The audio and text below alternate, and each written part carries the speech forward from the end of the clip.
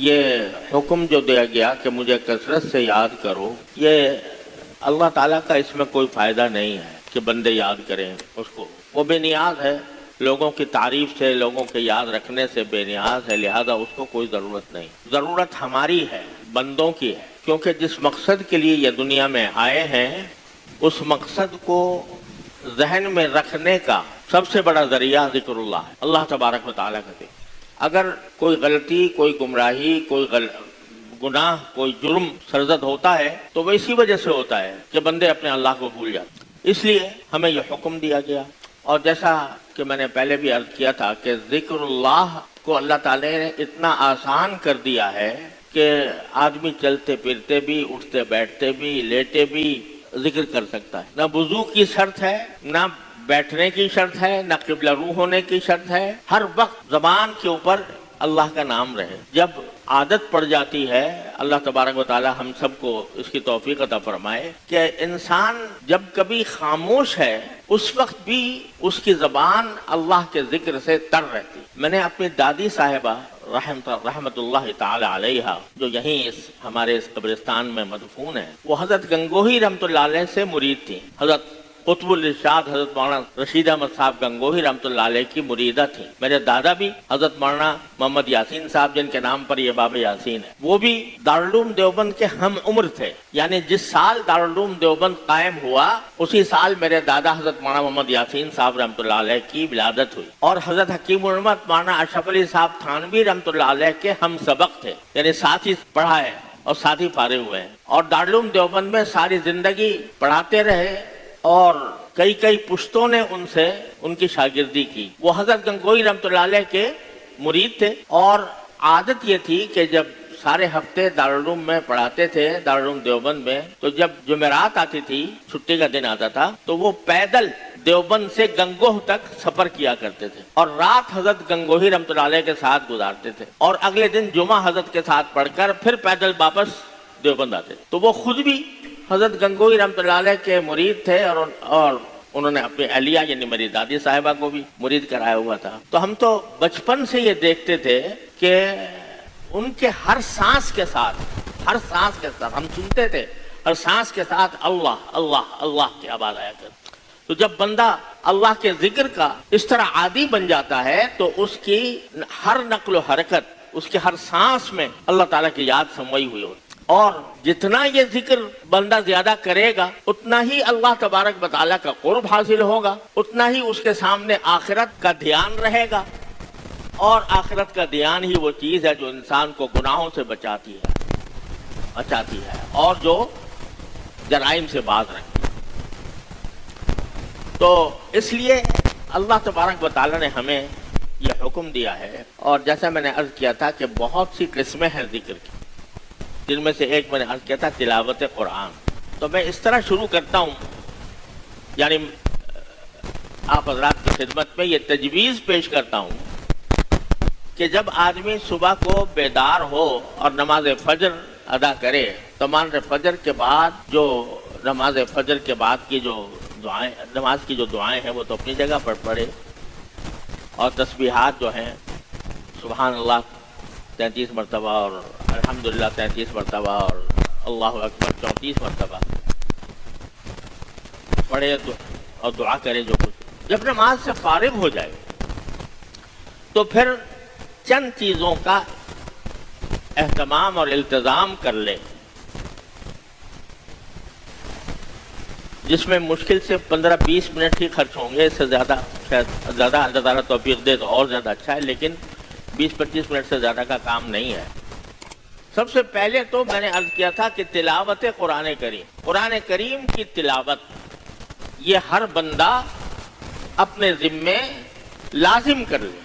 کہ جب تک میں قرآن کریم کی کچھ تھوڑی بہت تلاوت نہیں کر لوں گا دنیا کے کسی کام میں نہیں لگوں گا۔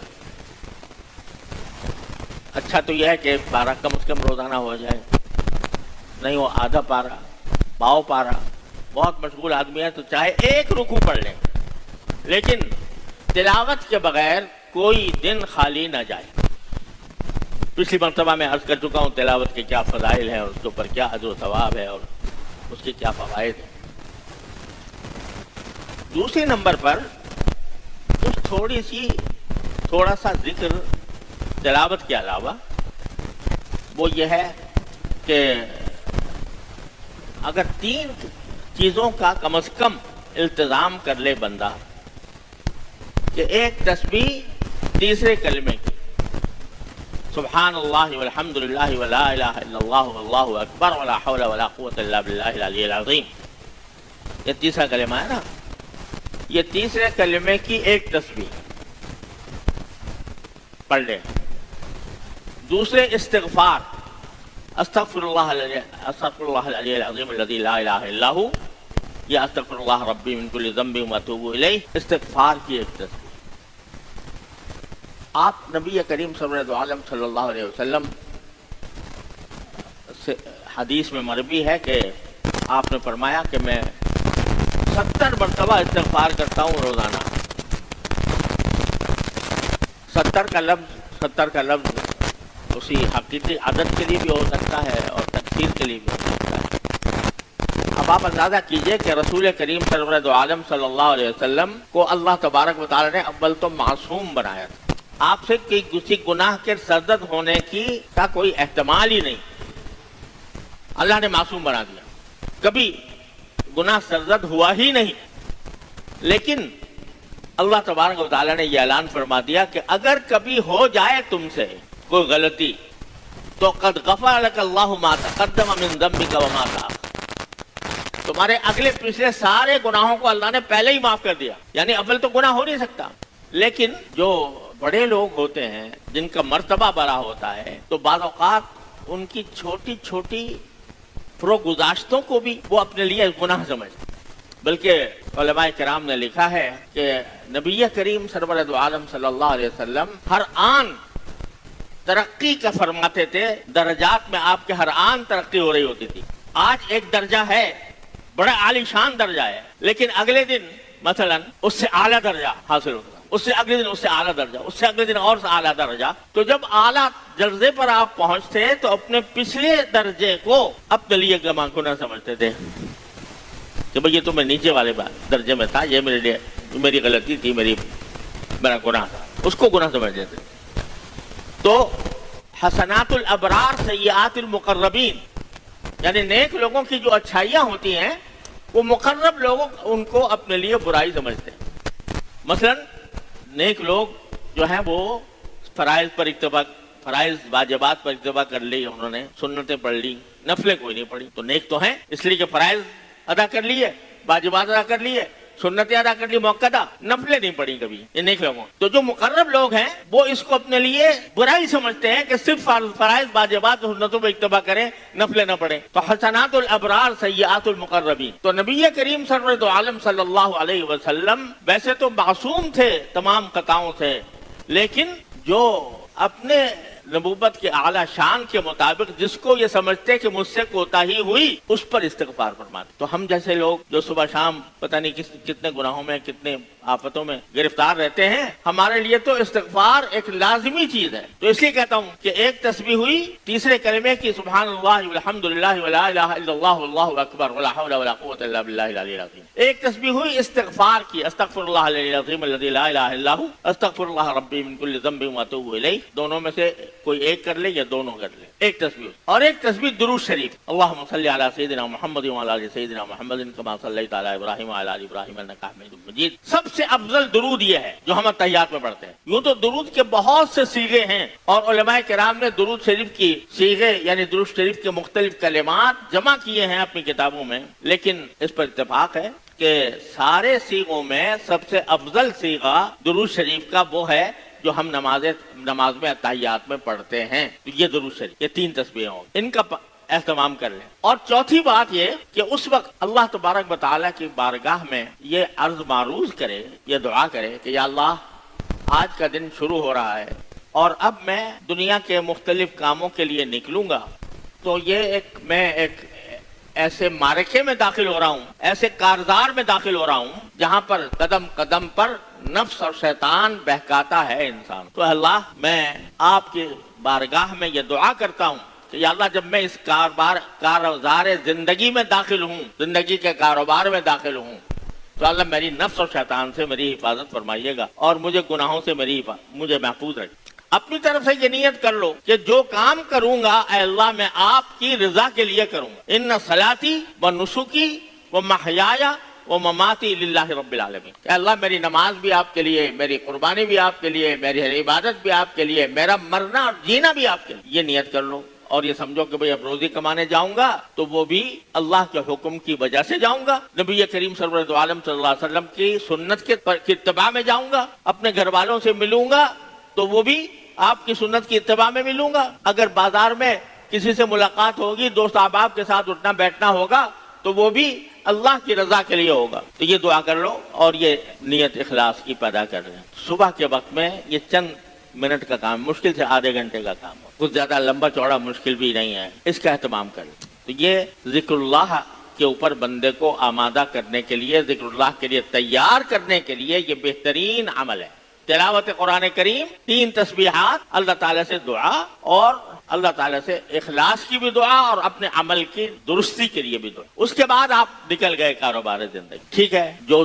اللہ تعالیٰ نے حلال کیا ہے وہ سب آپ کے لیے حلال ہے، تجارت ہو تو تجارت حلال ہے، ملازمت ہو تو ملازمت حلال ہے، کاشتکاری ہو تو کاشتکاری حلال ہے، جتنے بھی روزی کمانے کے ذریعے ہیں وہ سب اللہ تعالیٰ نے حلال کیے۔ بس اتنا ہو کہ پہلی بات یہ کہ چلتے پھرتے اٹھتے بیٹھتے زبان پر کوئی نہ کوئی ذکر رہے، یعنی وہ تو کر لیا اپنی جگہ معمول پورا، لیکن معمول کے پورا کرنے کے بعد بھی چلتے پھرتے اٹھتے بیٹھتے زبان پر کوئی ذکر ہو، سبحان اللہ،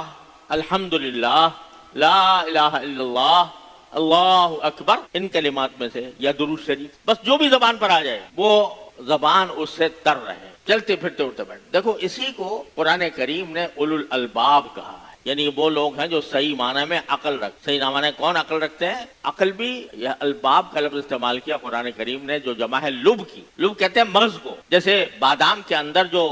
اصل مغز ہوتا ہے وہ ہے اصل مقصود، چھلکا مقصود نہیں ہوتا، تو وہ مغز مقصود ہوتا ہے۔ عقل کی بھی ایک ظاہر ہے اور ایک اس کا مغز ہے اندر، لب، وہ عقل، گہری عقل، گہری عقل یعنی عقل کا انتہائی درجہ، اس کو لب کہا جاتا ہے۔ تو قرآن کہتا ہے ان فی خلق السماوات والارض واختلاف اللیل والنہار لآیات لأولی الالباب، کہ اس آسمانوں اور زمین کی پیدائش میں اور دن کے آنے جانے میں اس میں بڑی نشانیاں ہیں ان لوگوں کے لیے جو خالص، دقیق اور عمیق عقل رکھنے والے ہیں، گہری عقل رکھنے والے ہیں۔ وہ گہری عقل رکھنے والے کون ہیں؟ الذین یذکرون اللہ قیاما وقعودا وعلی جنوبہم، جو گہری عقل رکھنے والوں کی تعریف کر دی کہ گہری عقل والے وہ ہوتے ہیں جو اللہ کا ذکر کرتے ہیں کھڑے بھی، بیٹھے بھی، لیٹے بھی، قیاما وقعودا وعلی جنوبہم۔ یہ ترغیب اس کی دی جا رہی ہے کہ خدا کے بندو، تمہاری سانسیں تو چل رہی ہیں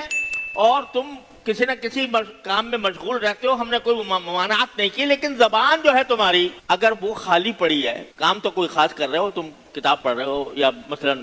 کوئی مزدوری کا کام کر رہے ہو، مثلا کوئی کام محنت کا کر رہے ہو، ملازمت میں کوئی ڈیوٹی لگ گئی ہے وہ کر رہے ہو، خیر ٹھیک ہے، تمہارا سارا جسم اس کام کے اندر مشغول ہے، ہونے دو، جائز ہے تمہارے لیے،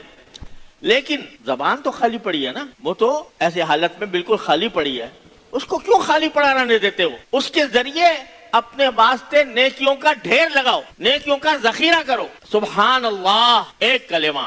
حدیث میں آتا ہے میزان عمل کو بھر دیتا ہے، تو اس کلمے کی زبان سے ادا کرتے رہو۔ کیا تکلیف ہے؟ کوئی مشقت نہیں، کوئی خرچہ نہیں، وقت کا بھی خرچہ نہیں، کیونکہ اپنے کام میں لگے ہو۔ دل بیار، دست بکار و دل بیار، کہ ہاتھ تو کام میں لگے ہوئے ہیں اور دل اپنے محبوب کے یاد میں مصروف ہے، تو زبان کو کیوں خالی چھوڑتے ہو؟ زبان کو اللہ کے ذکر سے تر رکھو، چلتے پھرتے اٹھتے بیٹھتے، قیاما وقعودا علی جنوبہم، ایک جگہ نہیں، قرآن نے کئی جگہ یہ کہا ہے، اور ایک جگہ فرمایا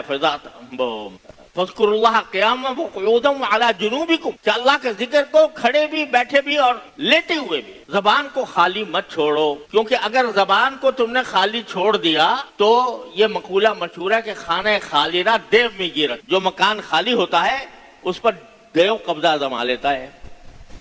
اس پر جن آ کے قبضہ جما لیتے ہیں خالی مکان پہ۔ لوگ ڈرتے ہیں، جو مکان خالی کافی دنوں سے خالی پڑا ہو تو لوگ اس سے اس واسطے ڈرتے ہیں کہ اس میں تو جنات کا غلبہ ہو گیا ہوگا، جنات کا تسلط ہو گیا ہوگا، اس واسطے کہ خالی پڑا ہے اتنے دن سے۔ تو جو گھر خالی ہوتا ہے اس پر جنات قبضہ